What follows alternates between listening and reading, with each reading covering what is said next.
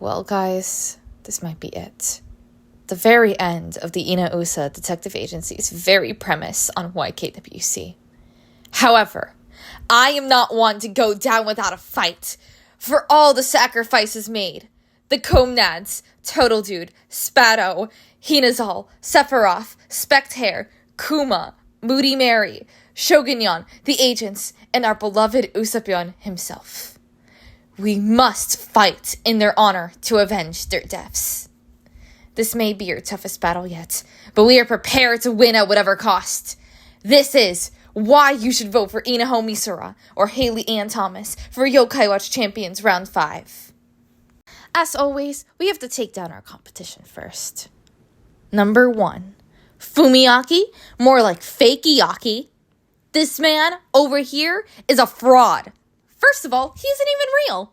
Y'all who even think he is are still in the Fumika Kobyam after a decade? Wake up, guys. Gate this the canon protagonist. Who's a Fumiaki? No one. Deal with it. And would it even matter in the first place if he was? He didn't even invent the fucking Yokai Watch. The Yokai Watch existed for fucking millennia before Fumiaki even came into existence. Do your research. You know who isn't a fraud and actually comes up for batshit insane ideas? Inaho Misora. Yeah, she's a bit too honest, but she means every word she says out of her mouth, and you know it. Disappointed that Usopp isn't an alien? Honest. Dressing up as a detective with sunglasses to deceive a princess? Authentic. The batshit insane idea to actually fight 3 fused turtle children in a gigantic toy robot? Hers. Because unlike someone, Inaho doesn't actually plagiarize her ideas. Good for her. Second of all, Fumiaki is a friendless loser. Like, damn, that whole I don't need friends, they disappoint me meme literally defines his whole fucking character. We get it. You're more emo than Mao. You know, the guy with an emo haircut. Come on. How do you get worse than that? And yeah, sure, he gets power of friendship by the end of the game, but it's literally Yokai Watch. Duh.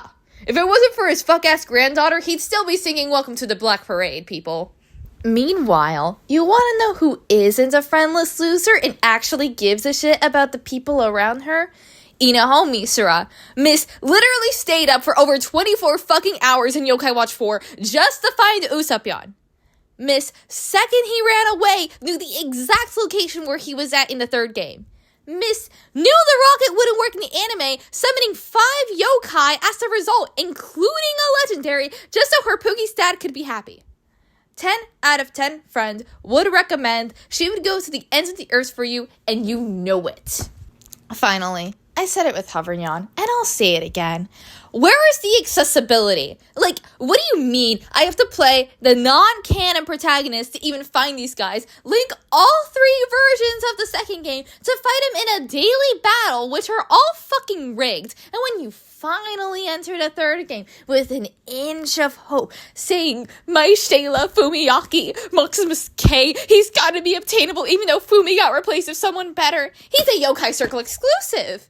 You mean I either have to pay a shit ton of money, pirate, or waste my goddamn time? Nah. I'll get my free human over here. You know, literally just walk into an anime store, get inspired by some random otter, and then literally play as her for the rest of the game? I don't know what that sounds like to you, but that sounds like the most accessible character in all of Yokai Watch 3.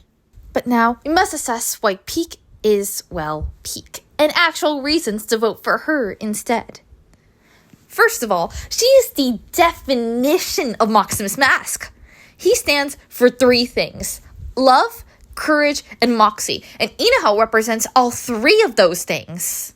Love? We already went over love. We already know she's a goated friend. Do we need to say it again? Guys, friendship is a form of love.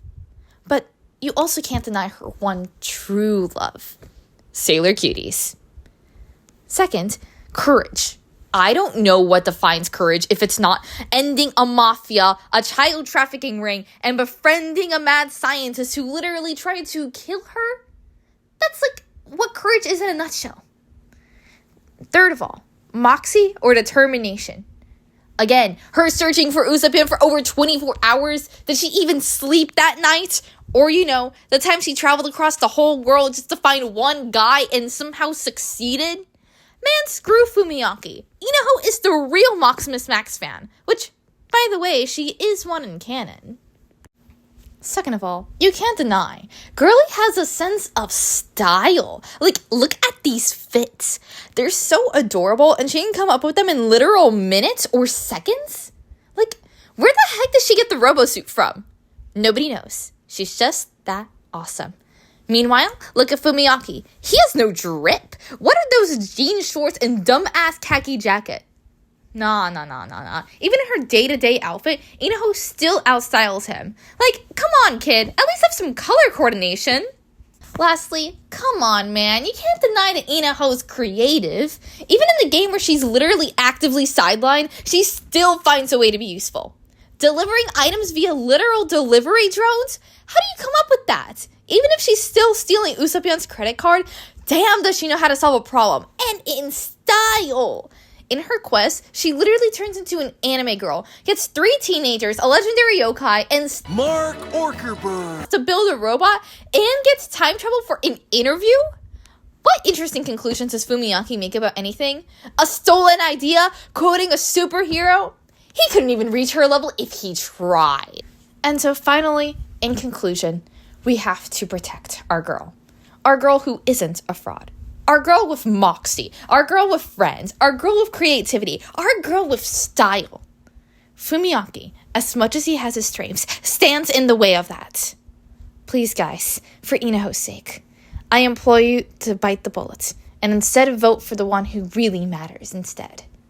And if not Inaho, do it for our fallen soldier Usapion.